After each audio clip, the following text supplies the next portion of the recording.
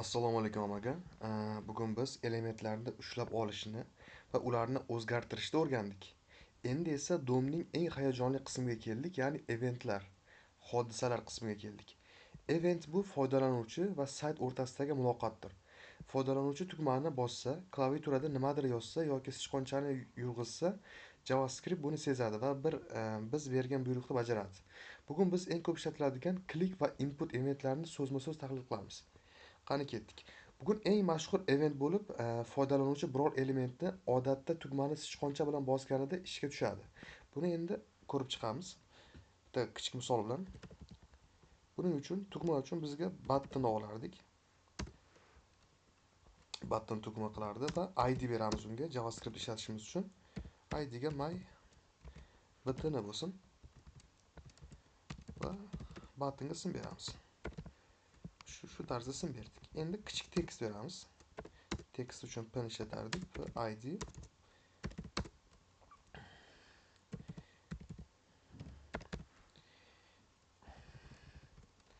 xuddi shu tarzda berdik ko'rganlaringdek. HTML qismimiz xuddi shu tarzda. Buni chiqtisini ko'rganlaringda bitta button chiqdi. Endi buni JavaScriptda jonlantiramiz. Qanday qilamiz? Const button degan o'zgaruvchi berdik va argument document ID uchun get element by ID kodini ishlatardik. ID nomi my button edi. O'zgaruvchiga ID ni uladik. Endi ikkinchi o'zgaruvchimiz, ya'ni pt uchun bunga message document get element by ID qo'shib olamiz. Va bu ID ni kopirovat qilib u yerga joylashtiramiz. Ko'rganlaringdek. Endi eventsni, ya'ni event listenerni qo'shishni o'rganamiz. Buni qanday qilamiz? Button o'zgaruvchimizni ichiga add event listenerni qo'yamiz va click function bular to'g'rilab oldik va message o'zgaruvchimizni ichida ishlaymiz. Ya'ni message uchun text content p ga tag bermagandik. Text content nima bo'lsin, nima yozsak bo'ladi. Masalan, tugma muvaffaqiyatli bosildi deb yozilsin. Bosganimizda shu yozuv chiqsin. Va ikkinchisi rang beramiz tugmaga. Masalan, style, ya'ni tugma bosilganda rang yashil rang bo'lsin. Ko'zga tashlanadigan rang. Va console log kodlarimizni ishga tushirishimiz uchun foydalanuvchi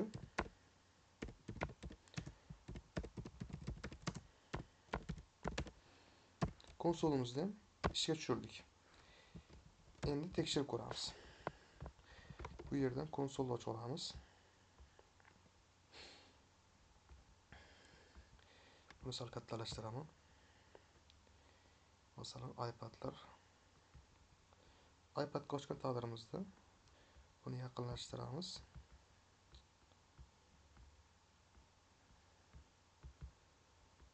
Ya'ni buni bosganimizda tugmani ko'rganlaringdek foydalanuvchi tugmani bosdi deb chiqyapti. Va ko'paytirib ketaveramiz. Tugma muvaffaqiyatli bosildi. Ko'rganlaringdek tugma. Bundan tashqari buni yangilagan taqdirimizda ham konsoldan tashqari buni o'ziniga bossalaring ham tugma muvaffaqiyatli bosildi deb yashil rangda chiqyapti. Qisqacha tahlilimiz add event listener bu metod quyoq vazifasini bajaradi. U tugmani poylab turadi. Click esa bu event turi, ya'ni bosilganda harakat qil degani. Shunaqa buyruq beradi. Va funksiya tugma bosilgan zahoti bajariladigan kodlar bloki bu yerda. Bu funksiyamizda. Endi input event, ya'ni yozish vaqtidagi harakatni ko'rib chiqamiz. Input event foydalanuvchi input yoki tekstariya yoki shunga o'xshash elementlarga biror belgi yozganida, o'chirganda yoki o'zgartirganida darhol har bir harf yozilganda ishga tushadi. Ya'ni buni qanday qilamiz? Buning uchun ham alohida kichik misol. Masalan, input ishlatgandik. id beramiz inputga. Noto'g'ri ketdi. Noto'g'ri ketdi. Mana qo'yib.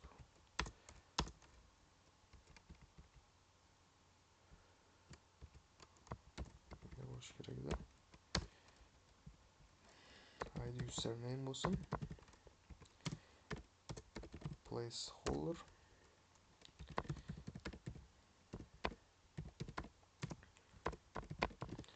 İsmingizni yozing deb chiqardik.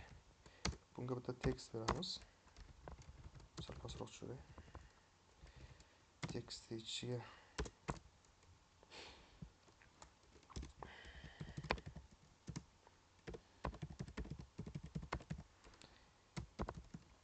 p degan ichiga tekst berdik. Unga span beramiz. Span o'sha qatorda ichiga yozilgan qatorda boshqacha ko'rsatadi. Shunaqa HTMLda shunaqa metod edi bu. Output ichiga nuqtalar qo'yib chiqamiz. Qisqasi ko'rinish xuddi shunday turibdi. Shu tarzda HTMLimizni ko'rinishi. Endi JavaScript o'tamiz. JavaScriptda qismida const o'zgaruvchi tanituvchi jo'xoridan const ishlatamiz. Bunaqa misollarda field document get element by id dan id'imizni olamiz. id username birinchisi.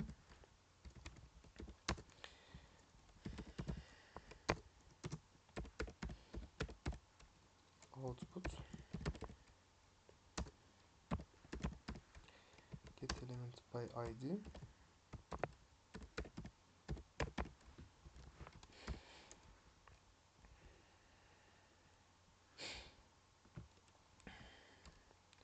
Span output'ini, yani id'sini ham oldik. Endi har bir harf yozilganda ishga tushadigan kichik bir funksiya qilamiz. Masalan, input field event listlarni qo'shamiz va input funksiya event.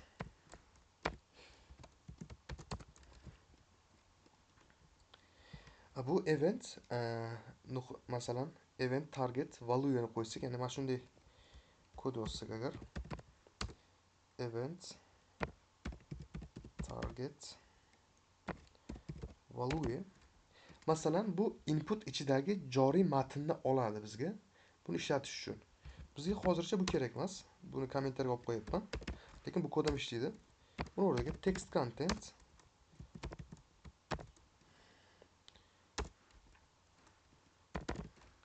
event target value. Biz buni yuqoridagi event target value'ni xuddi shu tarzda bu text content'ni qo'yganimizdek sal boshqa tarzda qo'ydik. Ya'ni pastda bularni qo'shdik. Qisqa tushuntiradigan bo'lsam, endi agar matn uzunligi 5 dan oshsa, rangni o'zgartiramiz. Buni qanday qilardik? Osmashlik bularni har doim if else da qo'yardik. Qanday qilardik? If else mavzusimizni ko'rsalaring, yaxshilab tushunib olasizlar. Target value va soni uchun length ishlatardik. 5. Aytib o'tganimdek, matn uzunligi 5 dan oshsa, rangni o'zgartirish kerak. O'shaning uchun if'ni shunday qo'ydik. Output id'imiz style 5 dan oshganda rangi yashil rang nuqtani o'rniga ketib qolibdi. Color blue, ko'k rang bo'lsin, boshqa rang ishlatamiz. Blue. Agar yozuv soni 5 dan oshganda rang avtomatik ravishda ko'k rangga aylanadi. Endi buni Google'da ko'ramiz. Masalan, nima deb yozsak bo'ladi? Yusuf. Ko'rganlaringdek, harfimiz 5 dan oshgandan keyin rang o'zgarib ketyapti. Agar 5 da o'zida qolsa yoki 4 da qolsa, masalan, 100 boshqa yangilaydi. Ko'rganlaringdek rang o'zgarmayapti. 4 ta bo'ldi, 5-inchisi ham bo'ldi, 6-inchisida rang o'zgaryapti.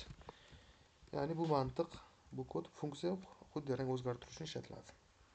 Qisqa tahlil qilgan bo'lsak, input Event juda tezkor. U change eventidan farqli o'laroq foydalanuvchi inputdan chiqib ketishini kutmaydi. Har bir bosilganda tugma uchun ishlaydi. Bu qidiruv tizimlarida a, search va parolni tekshirishda juda qo'l keladi.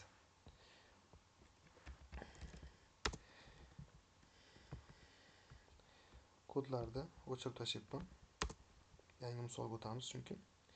Endi event obyektini ko'rib chiqamiz. Ya'ni tafsilotlarni bilish. Har bir event funksiyasi ichida biz avtomatik ravishda event yoki qisqacha harfini yozsak, degan obyektni qabul qilishimiz mumkin. Bu obyekt bizga bo'lib o'tgan hodisa haqida qo'shimcha ma'lumotlar beradi. Keling, shu misolni qisqacha JavaScript o'zi ko'rsataman. Masalan, btn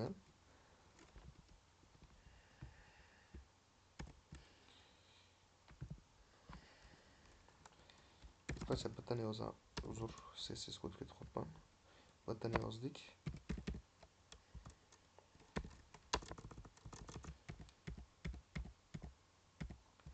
Kodimiz shunday tursin. Btn add event. Kodni bu yerga yozsak. Add event listener. Click. Masalan, aytib o'tganimdek, harfini bu yerga qo'ygan taqdirimizda hozir kod xato berishi mumkin, chunki o'zgaruvchi qilinmagan, aytilmagan. O'shaning uchun men prostaga yozyapman sizlarga ko'rsatish uchun.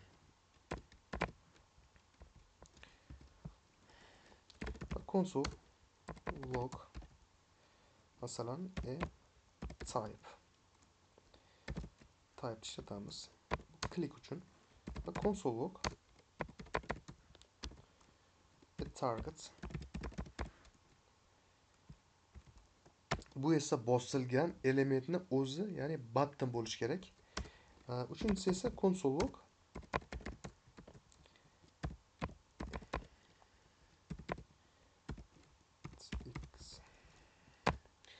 bu esa sichqoncha ekranning qaysi nuqtasiga borsa, o'sha joyda ishlash kerak. Ya'ni bosilgan X o'qidek. Ya'ni bu kod qisqasi shunaqa. Bu kodda uchun ishlatiladigan, ya'ni eventlar uchun kodlar shu tarzda ishlatiladi ko'pincha. Bularni ham qisqacha ko'rsatib o'tdim. Endi yakuniy bitta kichik loyiha qilamiz, ya'ni dinamik profil. Barcha o'rganganlarimizni, masalan, id, style, click, input birlashtirib, yaxshigina kichik bir tizim yasaymiz. Buning uchun HTML'imizni ochdik. Kichik loyihamizni boshladik.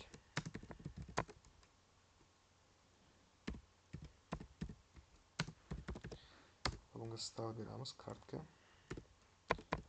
Border.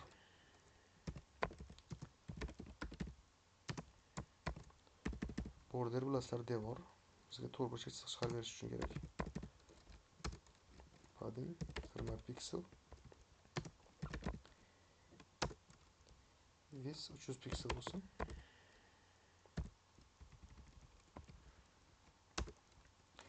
Endi ichiga H2 dan sarlavhalardan boshlaymiz. H2 uchun id beramiz.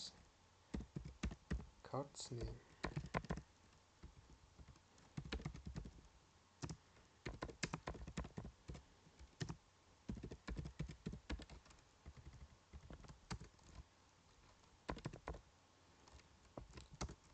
Input tagi uchun type text.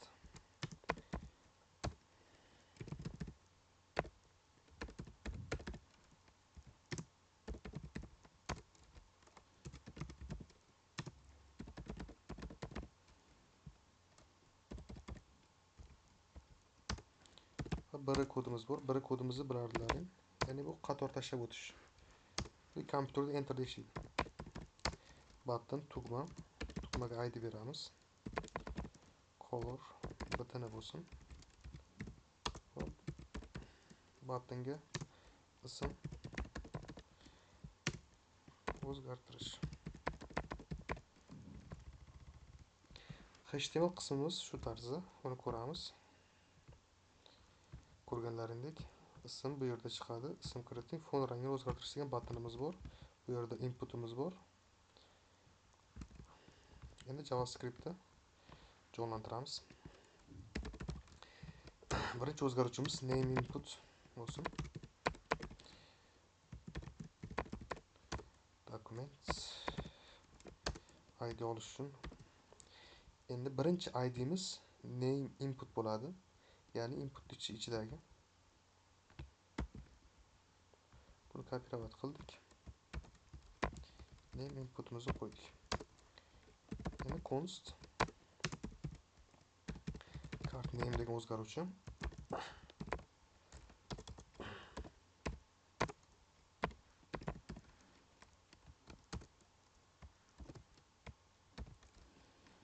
Bu yerga cart name ni qo'yamiz divimiz ichidagi ID'ni.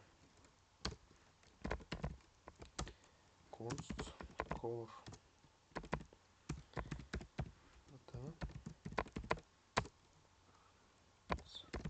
element by ID.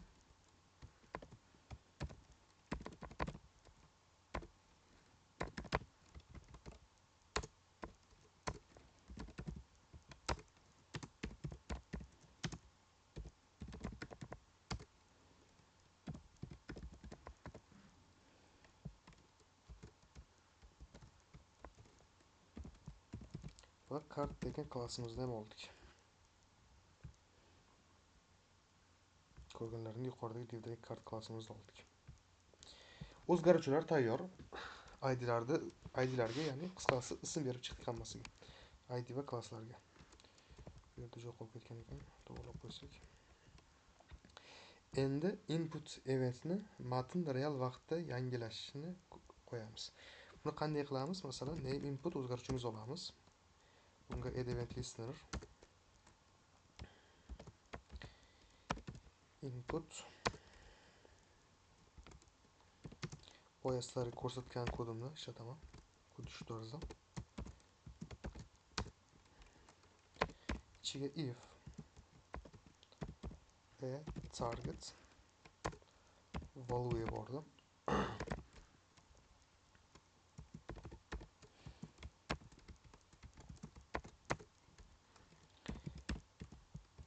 Cart name text content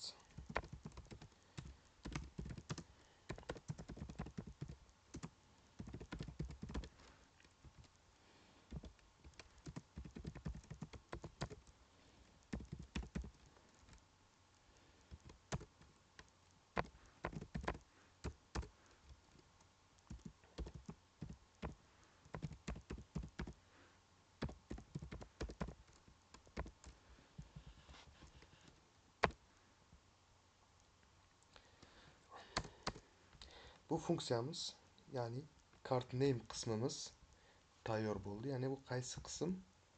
Bu yerda sizlarga o'zida ko'rsataman.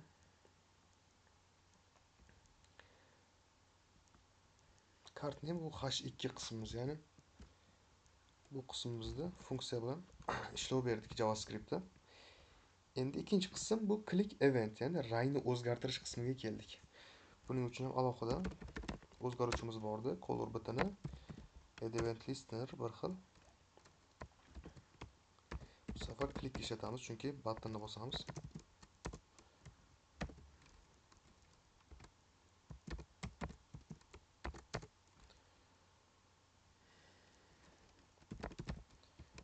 Const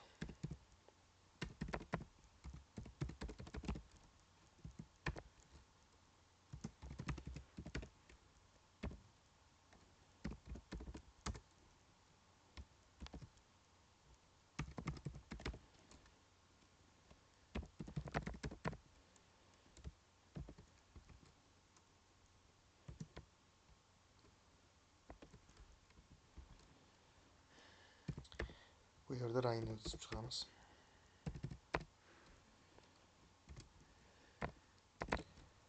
toString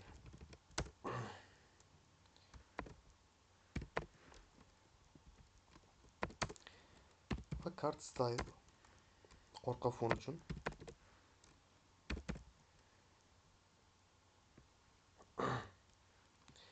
cart style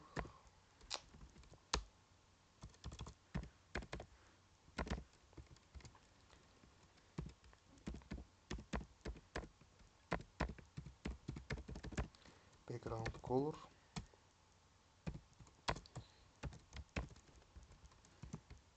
plus tepadagi o'zgaruvchimizga rangni to'g'irlagandik. O'zgaruvchining ismini o'zini yozib qo'ysalaring, avtomatik ravishda o'sha rang keladi. Va bu qismimiz ham tayyor. Endi ko'rganlaringdek fon rangi avtomatik ravishda har xil rangga o'zgarib ketadi. Masalan, ism kiriting. Yusuf. Ko'rganlaringdek avtomatik yerda chiqadi. Ali masalan.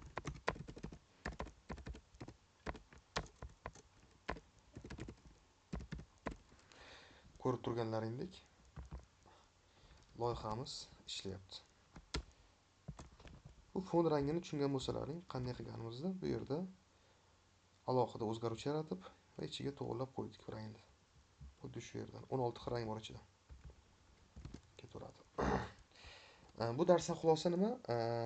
Mana endi sizning saytingiz foydalanuvchi bilan gaplasha oladi. Ya'ni buni GitHubga qo'ysalaring bo'ladi. Yaxshi portfolio. Va klik ishlatganmiz. Klik bu foydalanuvchi biror amalni yakunlaganda tasdiqlash yoki yuborishni bajaradi. Input esa foydalanuvchi ma'lumot kiritayotganda qidiruv yoki validatsiya buyruqlarini beradi. Bu ushbu metodlar orqali siz real hayotdagi barcha interaktiv funksiyalarni qura olasiz. Har bir eventni o'z o'rnida ishlatish yaxshi dasturchining belgisi. Darsimiz shu yergacha edi. Bugun eventlarda mavzusini ko'rib chiqdik. Hammaga rahmat. Keyingi darslardan o'sha loyihalarni boshlaymiz. 5 ta loyihamiz bor. O'shalar bilan davom ettiramiz. Hammaga rahmat. Ko'rishguncha xayr, sog' bo'lasizlar.